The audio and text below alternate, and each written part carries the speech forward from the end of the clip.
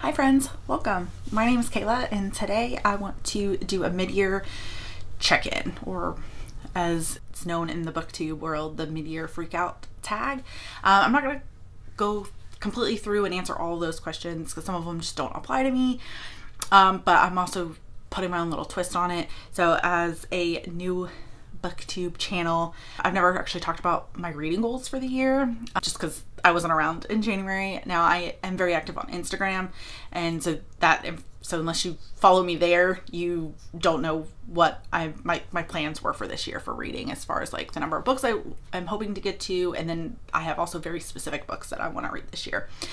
So before I get into the check-in portion, we're just gonna jump right into like what my actual goals are and kind of explain that first.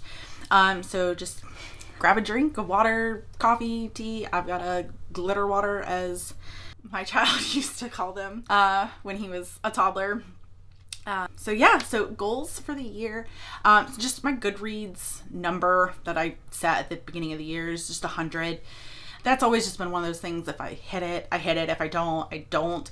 I've never been so focused on the actual number of books that I read in a year. I try to read books that I actually enjoy and DNF what I'm not. So at the end of the day, or the end of the year, really, the number for me isn't as big of a focus. I do have a TBR jar that has not actually made an appearance yet on my channel. So at the beginning of the year, this had 48 books in it. So I don't do my TBR jar like the rest of, like most people see. So whether it's TikTok, Instagram, YouTube, most put their entire physical TBR in the jar and then pull from. For me, it wouldn't work. But I do want to read books off of my physical TBR every year. I put 48 books in here. 24 of them are the physical books that I have. 12 of them are books that are on my Kindle, so that I've bought over the years. 12 of them are Goodread winners. So something I've started a few years ago on Instagram is because I don't always keep up with new releases and read things as they come out unless it's like a favorite author. So I do like to read different genres, even though I have my favorites, but I do like to expand and read, throw in some different stuff every year. So I do read the Goodread winners. So I picked 12 of the categories and then picked that winner because I actually didn't read any of the winners from the year before. Because if it's, say, like the thriller winner had been one that I had read some of the nominees and even in the top 10. So if the winner I had already read, I would have just picked the second place, is how I work that. So I'll also go through kind of what's left for the last 24 books in here for the last half of the year. And I do pull one of each. So they're color coordinated. There's 4 different colors in here. So I pull one of each color at the beginning of each month. As total books I've read so far, so January to June, has been 60 books. That is 22,449 pages. So I do have my laptop here because it has all like the number part of it, and because if I try to, I will never remember that. Most genre I've read so far this year is thriller. I've read 22 thrillers. Romance is the second category with 12, and then surprisingly was the third most read genre that I've got with 12. And then I honestly didn't think that was right, and so I went back through my actual reading journal to like, what YA books did I even read? Most of those YA books are actually YA fantasy. I've been very into YA fantasy this year. So if I were to break it down even further, actually fantasy would probably be my second place between like the adult fantasy, romantasy, because I don't split those categories when I'm filling out that part of my reading journal. And I kept YA just strictly if it was a YA thriller, YA romance, which I don't really read YA romance, but and then YA fantasy. So yeah, YA ended up being third place with 10. So some of my favorite books, which I know this one's probably gonna be, I would be shocked if it doesn't win either some category within Goodreads for 2025, and that is Broken Country by Claire Leslie Hall. Because so far it is my favorite book that I've read this year. It is a historical fiction / literary fiction. I believe it takes place in the 80s. It opens up with a trial. The point of view, you don't know whose point of view you're actually getting at that point. But it is a trial. You don't know whose trial it is. You don't know what they're on trial for. You just know some kind of crime has happened and they're on trial for it. But you do bounce between some different timelines. You bounce from the 80s, you go back to the 60s when she was a teenager and her kind of teenage romance. In the 80s, she's now, married to somebody else. And then you'll get every couple of chapters or every sections, you get the trial. And then you don't find out until the end of like what the crime was and who was on trial and what they did or are being accused of doing. I definitely cried. There was a moment that are gut-wrenching in The Notebook, but not in the sense that The Notebook is a romance, just in the sense of that young teenage love and then something happening and you're no longer together and then you come back later. So kind of like a second chance, but I wouldn't even call it a second chance. There's definitely Noah and Allie vibes in here, whether that was the inspiration for these two or what. I loved it. It was beautifully written, heavy character driven, and those characters are very well developed. Love setting is like English countryside, so good. So definitely has my vote for all the categories that it ends up in at the end of the year. So another favorite book I've got, this was a on my shelf forever pick out of my jar, which was The Silent Patient by Alex Michaelis. I had owned this for years and had not gotten to it. Man, this lived up to the hype. The ending of this, I had no idea. Like, it just, and I always say this, I don't want to spoil. He's a sneaky writer. Like, we're going to go with that. There was a big thing that was left out which is why it's not obvious as to like what ends up happening basically with the reveal. So this one, big favorite. Next two are actually me romances. I had a hard time picking. So first one was Anne Ross's Return with Samantha Payne. She is an indie author. And this is a British football romance. So if you're in the UK and a huge football fan, or if you're in the US and you're just a soccer fan, this could be for you. And it's second chance. He's a famous football player. I believe he was in Spain, grew up in London. He gets injured and has to come home. He reconnects with his high school love and he's never moved on. He started his first everything. Turns out she also never really moved on. So it was fun romance. Very, very much slow burn, but it is worth it. The tension between these two, I just wanted to just let your walls down. But I mean, I also get it. Like, when you find out kind of what happened with them when they were younger, she's hesitant to cut him back in to her life. It was so good. 5 stars. The other one is another sports romance, but it's a hockey romance, and this is Puck of the Irish by Katie Miller. Listen, I don't read hockey romance. I do read sports romance, but hockey is just not my thing. She's one of my favorite indie authors, and she's very much a writer that if she's going to write it, I will read it. So she got me to read some hockey romances because this is actually book 2 in this series. It is St. Patrick's Day themed. Her first one is Puck the Holidays, and that was Christmas themed one. And I know she's got 2 more planned, their holidays in the future. But we're following Rizzo and Natalie. He is, I believe, the center for the Vipers in Seattle. Notorious playboy. Nobody can, lock him down. It's just one night stand after one night stand. And then she works for the team's social media. So the first book is the goalie and the head of the social media for the team. And I believe Natalie is her assistant or just someone else on that team, one of her employees. Not a slow burn. The spice comes very early in this. It is a shorter one, so there is plot. It's not just one of those where the spice starts early and then doesn't stop. So it does start early, but there is some plot in here. It's so good. It's so funny. I love the banter that Katie Miller writes. It's so good. I laughed out loud multiple times. So definitely another favorite for so far this year. So most surprising books so far that I've read this year that I've really enjoyed, that I kind of went into with 0 expectations, and it was just going to be if I love it, I love it. If I hate it, then I hate it. If you saw my recap from June, this one will not be a surprise, which is The Future. I know Naomi Alderman. It's a sci-fi. I'm not going to go into what it's about because I've already talked about it here, and I just don't want to be repetitive. It's great. Definitely recommend the audio for that one. The second one that surprised me, again, zero expectations going into it, is just, this was a pull from my jar of books that have been up here forever that I hadn't read yet, which is All Good People Here by Ashley Flowers. So if you don't know, Ashley Flowers is the creator of the podcast Crime Junkie. Then kind of once I figured that out, I was like, ooh, and then started reading it, and I was like, okay, this is giving JonBenet Ramsey vibes. Like, this is clearly where she's gotten like a lot of her inspiration for the story. Then I was kind of like, okay, well, where's she gonna go with it? Because so many, that's an unsolved murder case, and then people have their own theories of what happened to JonBenet. So, but her spin on this, her take on this, was really good. Ending, some of it was a little predictable. The big one, actually, I didn't see coming. So I remember, I think I was finishing this in the car. We were out of town for a wedding, and I brought it with me because I was like, I'm almost done. And so I'm in the car reading it, and yeah, it was so good. My biggest letdowns. First one is The Maidens by Alex Michaelides.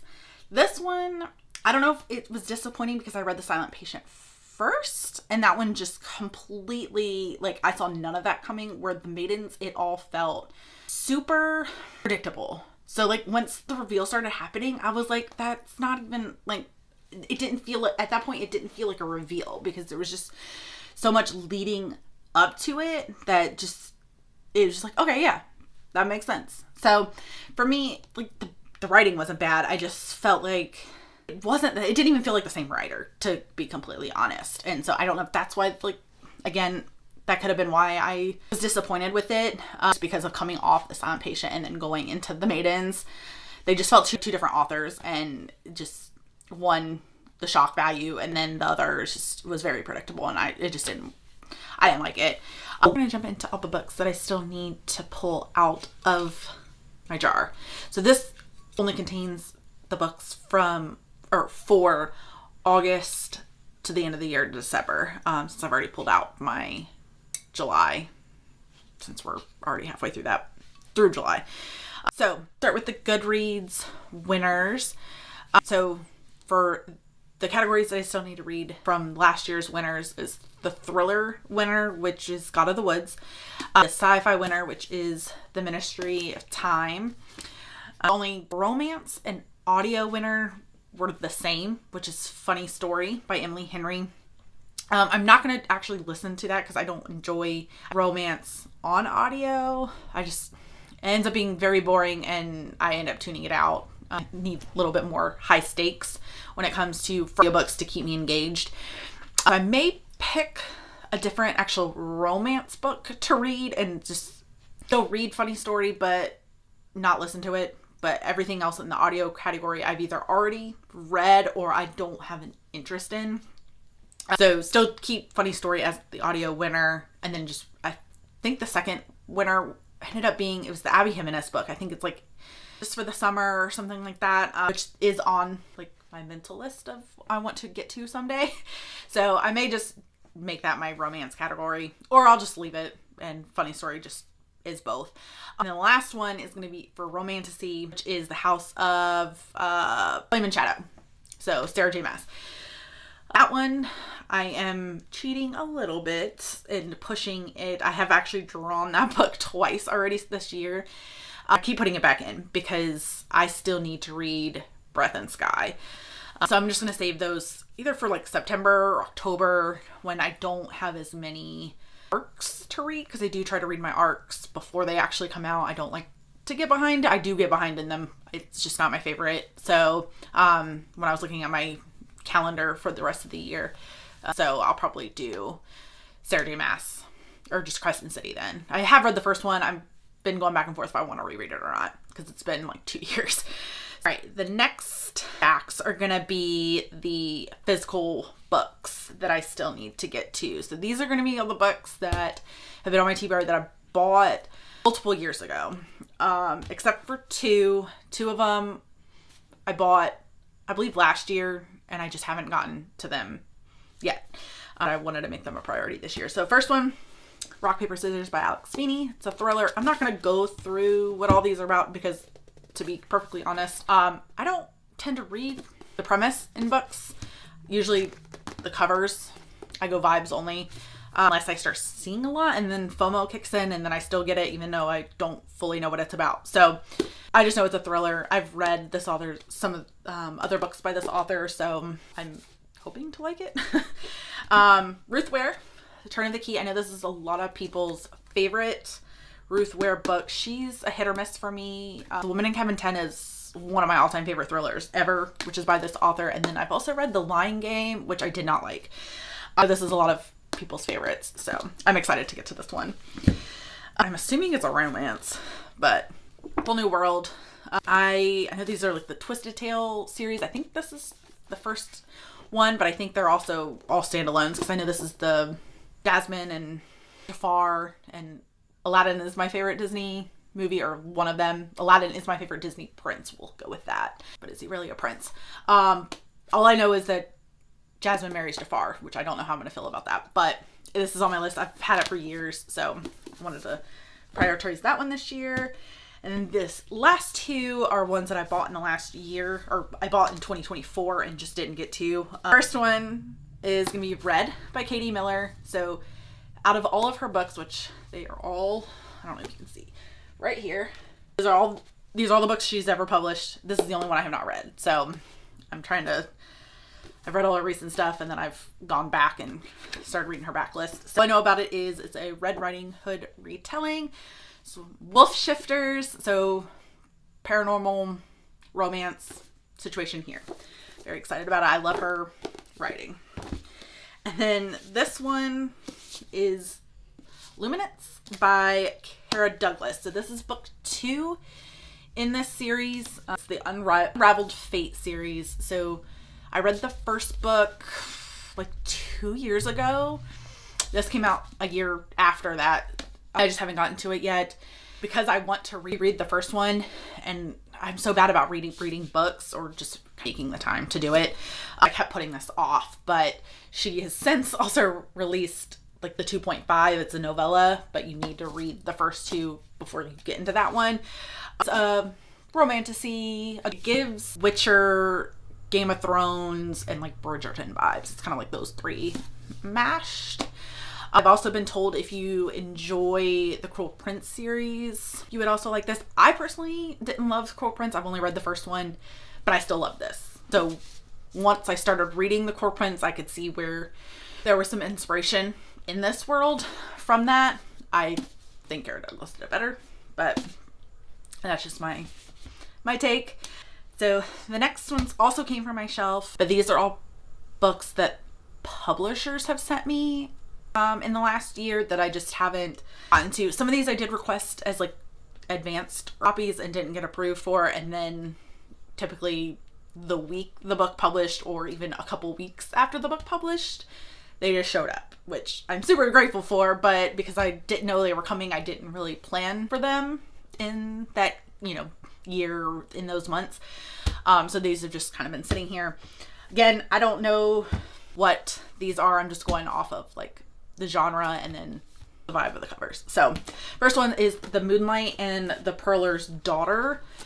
I believe this is a historical fiction or literary fiction. I know it's set in like the 1800s. So that's all I know.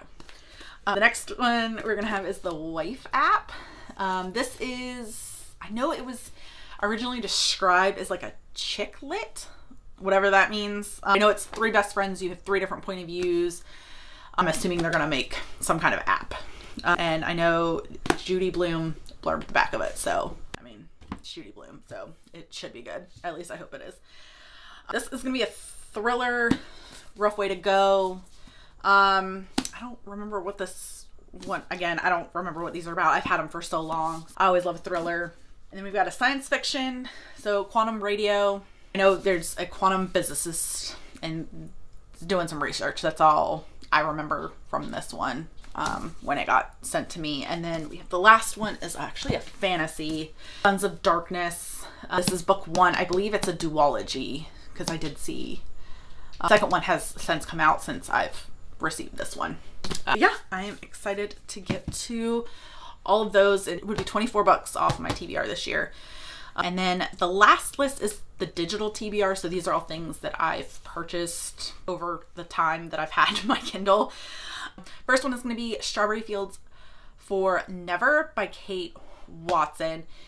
That she's a closed door romance writer. While I do mostly read open door romance, I don't necessarily have to have the spice for romance. I just feel like a lot of times in the closed door, the tension isn't there, and that's something I like with romance. Kate Watson does the closed door romance very, very well. She still can build that tense between the two main characters, and then you don't need the spice.